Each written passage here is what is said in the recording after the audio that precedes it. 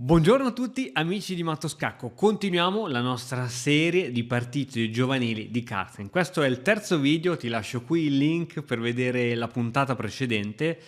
Rispetto alla puntata precedente qui Carsten ha un anno in più, siamo nel 2002, ha 12 anni, è uno dei migliori under 16 in Norvegia, punteggio di 2148 punti a 12 anni. Ora veramente si inizia a fare sul serio. Inizia a avere già qualche piccolo sponsor che l'affianca, ovviamente si vedeva che c'era veramente tanto talento dietro. E quindi in questo partito, in questo torneo ancora giocato a Gasdal, Carlsen purtroppo non fa una grandissima performance, fa 4 punti e mezzo su 9, ma comunque riesce a tirare fuori dal cilindro qualche bella partita questa è una di quelle che sicuramente merita attenzione. Carlsen gioca col bianco contro l'avversario da circa 2050 punti e vediamo come decide di giostrarsi. Io andrei velocemente in apertura perché partita anche quasi molto noiosa in apertura, partita inglese che poi si trasforma in una Grunfeld. Ok, qui cambio e arriviamo dopo una serie di cambi. Questa magari non molto precisa, forse era meglio giocare 6, cavallo B di 7 e poi catturare, però va benissimo. E arriviamo su torre di 1, D5 e ora, scusami, E5 e ora finalmente inizia a esserci un po' di tensione al centro. Bisogna capire un po' come giocare questa situazione.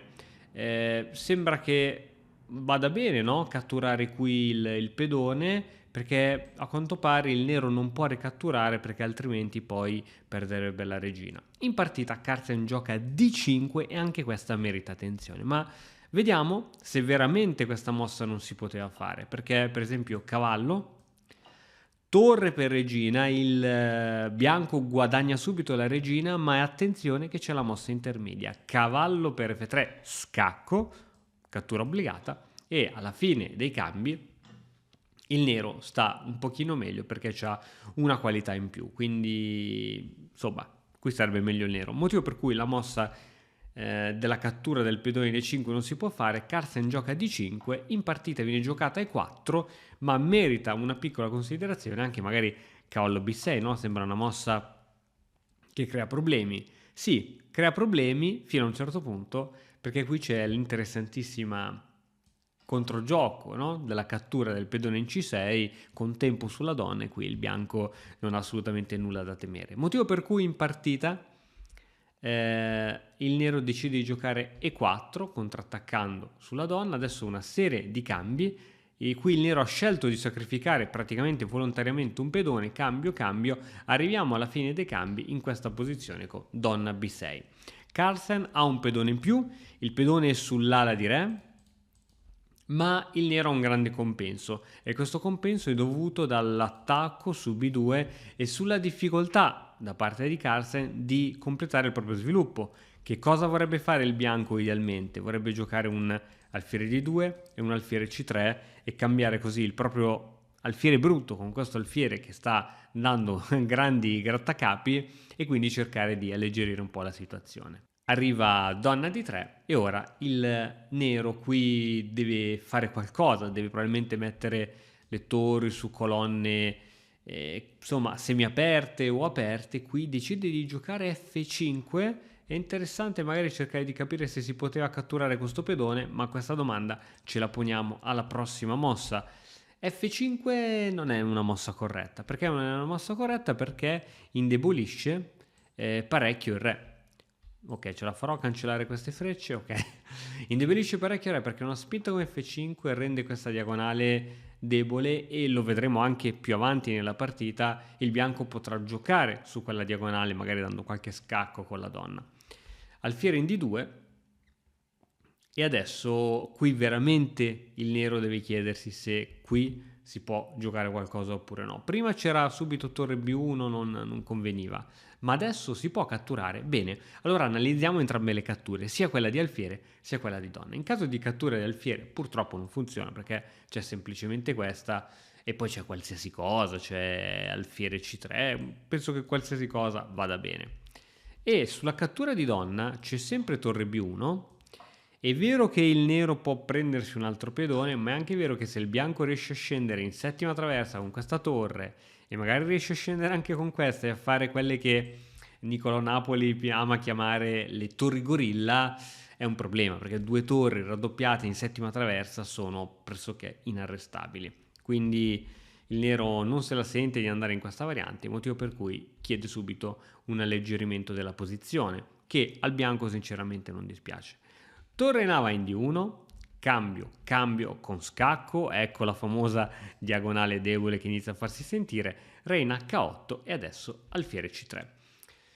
Ovviamente il bianco ora è riuscito a risolvere il proprio problema, cioè quello di trovare una collocazione per questo alfiere, e adesso il nero gioca a donna C7, una mossa buona, forse leggermente meglio era questa, perché tanto questi alfieri prima o poi spariranno dalla scacchiera e almeno dopo questa cattura il nero avrebbe un attimino indebolito la struttura pedonale del bianco a ovest, perciò era magari un attimino meglio, però va bene. Donna C7 è comunque una mossa più che accettabile, e adesso arriva il primo sacrificio di Carlsen. Riesci a vedere qui un sacrificio da questa posizione? Prova a mettere in pausa il video.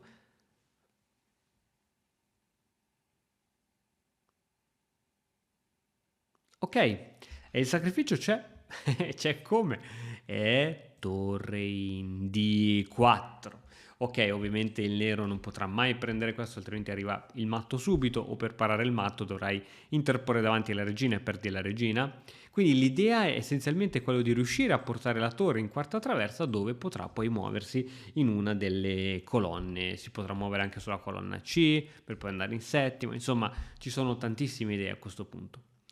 Ovviamente il nero non cattura, decide di giocare torre C8, arriva donna in E6, giocando sempre sul fatto che quella torre ovviamente non si può catturare. La donna qui è molto inquietante, dà uno sguardo sulla torre, torre in D8, e adesso arriva un ulteriore sacrificio da parte di Carlsen, giocando sempre su temi molto simpatici come l'idea del matto in ottava, e qui arriva addirittura un sacrificio di regina.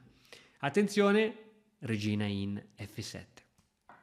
Probabilmente non la mossa migliore in assoluto, una mossa sicuramente sensazionale, una mossa che porta ad una semplificazione forzata. Ricordiamoci che il bianco ha tutto l'interesse nel semplificare ed arrivare presto ad un finale di re e pedoni, perché ha un pedone in più e dovrebbe essere vinto. Quindi donna per F7, arriva la cattura di torre, ora obbligata questa mossa, e prima arriva questo scacco e alla fine il bianco riesce a semplificare tutto. Ora questo finale è ovviamente vinto. Come si vince? Niente, il bianco dovrà essenzialmente riuscire a sfruttare la sua maggioranza, il 4 contro 3, perché non può il bianco pensare di vincere sull'ala di donna perché c'è un 2 contro 2, deve cercare di in qualche modo trovare il modo per spingere questi pedoni e portare il pedone E a promozione. Il pedone E è il candidato alla promozione, quindi vediamo velocemente come Carlsen cerca di creare la propria spinta.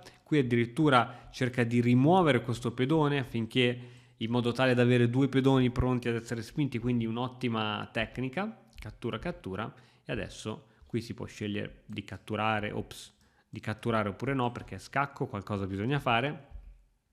E dopo questa posizione qui è andata. Perché è andata? Perché il bianco ha il cosiddetto pedone passato. Non solo, pedone passato sostenuto. Ciò significa che il re nero non potrà mai allontanarsi troppo da queste case, perché altrimenti il pedone va in fuga. Quindi se il re nero è rilegato a quel punto della scacchiera, vuol dire che il bianco potrà fare col proprio re ciò che vuole. Potenzialmente può andare ovunque e farsi tutti i cavoli propri. Vediamo com'è andata la partita. Re N2, il re nero che cerca in qualche modo un pochettino di limitare. Ora è ancora troppo presto per sfuggire, perché il re potrebbe avvicinarsi velocemente.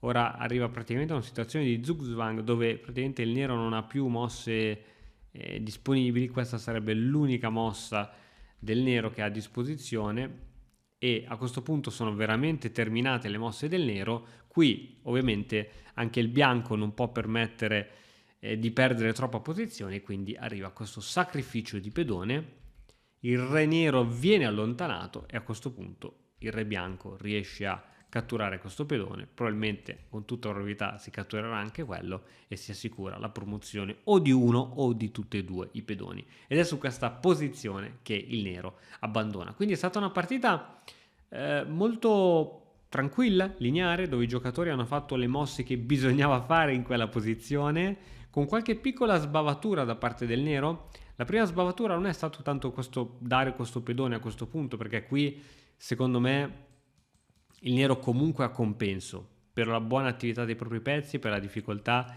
dei pezzi del bianco di entrare in gioco. Il problema è stato qui, questa spinta in F5. Qui bisognava controllare qualche colonna e invece non è stato fatto.